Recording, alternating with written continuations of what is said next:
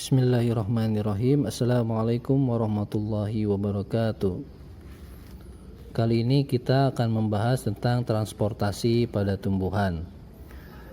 Jadi sepanjang hidupnya tumbuhan itu memerlukan zat-zat dari lingkungannya seperti air dan mineral. Air dan mineral ini diserap oleh akar dari dalam tanah.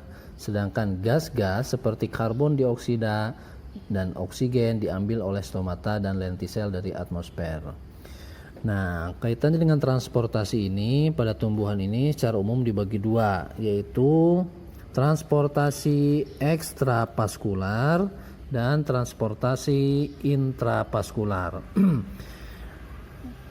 Untuk ekstravaskular ini yaitu dia berjalan tidak melalui silem. Dia berjalan dari sel ke sel, jadi antar sel, ya, dari sel ke sel. Kemudian arahnya mendatar horizontal, ingat. Jadi dalam akar itu arahnya dari bulu akar yang terdapat bagian luar tempat menyerapnya air, kemudian dari situ masuk ke epidermis, kemudian korteks dan endodermis dan langsung ke silinder pusat. Tapi dia tidak masuk ke dalam selnya, dia hanya terjadi di antar sel, ya. Kemudian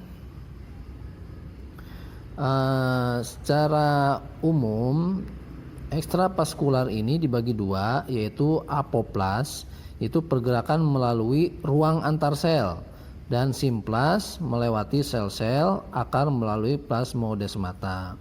Jadi kalau ekstravaskular ini yang bergerak secara horizontal ada dua, yaitu apoplas kemudian dan simplas. Kalau apoplas pergerakan melalui ruang, ya, ruang antar sel, ruang antar sel. Kemudian kalau simplas melewati sel-sel akarnya.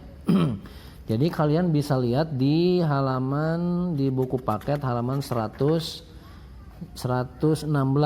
Nah, di situ tertera jelas sekali. Nah, ini adalah simplas. Nah, arahnya itu adalah antar sel. Jadi di luar dia itu. Nah, sampai ke silem dia.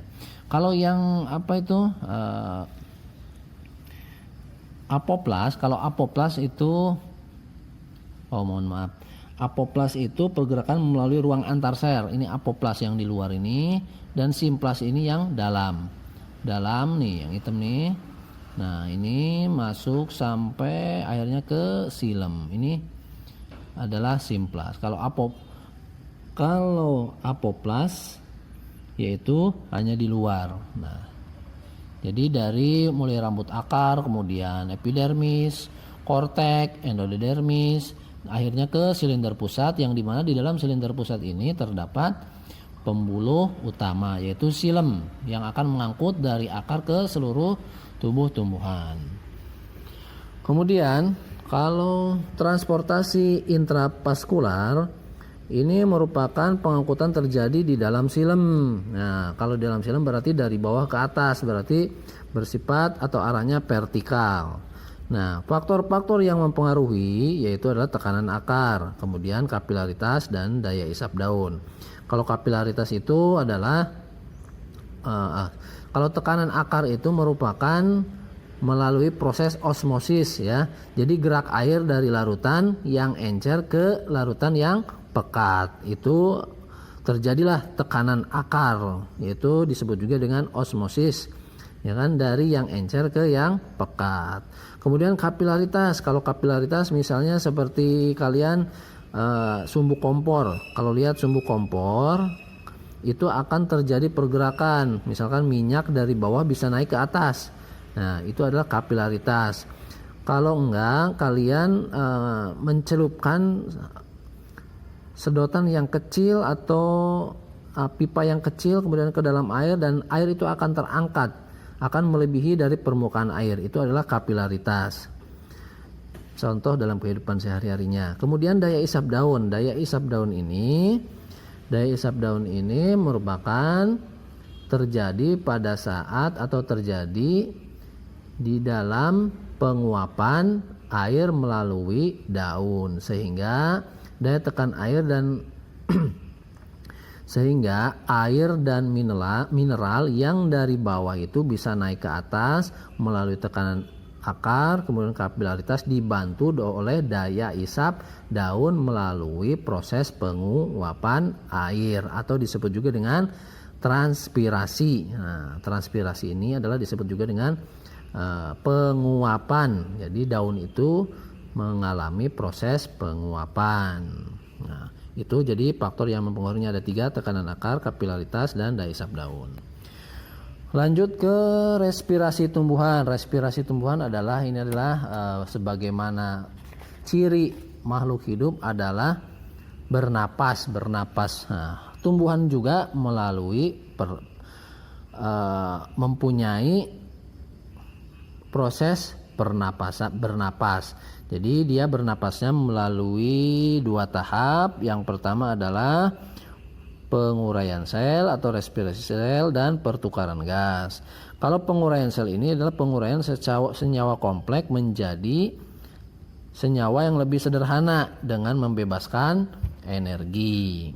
Kemudian kalau pertukaran gas itu adalah pengambilan gas oksigen, nah ini dicoret ya, atau O2 dan pengeluaran karbon dioksida. Itu adalah pertukaran gas. Jadi respirasi dan pertukaran gas pada tumbuhan kalau siang itu terjadi 2, yaitu respirasi dan pertukaran gas. Kalau malam hanya terjadi adalah pertukaran gas saja. Karena apa?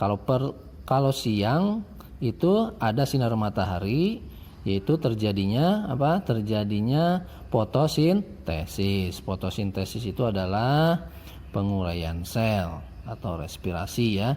Kalau pertukaran gas bisa terjadi di malam hari maupun siang hari. Nah, pertukaran gas ini bisa terjadi di akar, batang, dan daun. Kemudian alat respirasi tumbuhan. Alat respirasi tumbuhan ini ada stomata, lentisel, rambut akar, dan alat pernapasan khusus. Kalau alat pernapasan khusus misalnya pada tumbuhan atau pada akar atau pohon gantung ataupun pohon gantung, yaitu fungsi akarnya itu kan untuk bernapas. Nah, itu adalah alat pernapasan khusus. Kemudian tumbuhan bakau. Tumbuhan bakau yang hidup di lingkungan air laut mempunyai akar yang tumbuh ke atas permukaan tanah. Nah, itu adalah fungsinya adalah untuk memperoleh oksigen dan mengeluarkan karbon dioksida. Jadi itu dia sebagai alat pernapasan khusus. Nah, demikian untuk pertemuan kali ini. Mudah-mudahan kalian paham. Untuk lebih jelasnya kalian bisa baca di halaman 115 sampai 120 di buku paket ya. Kita akhiri, subhanakallahumma wa bihamdika asyhadu an la ilaha illa anta astaghfiruka wa atubu ilaik. Assalamualaikum warahmatullahi wabarakatuh.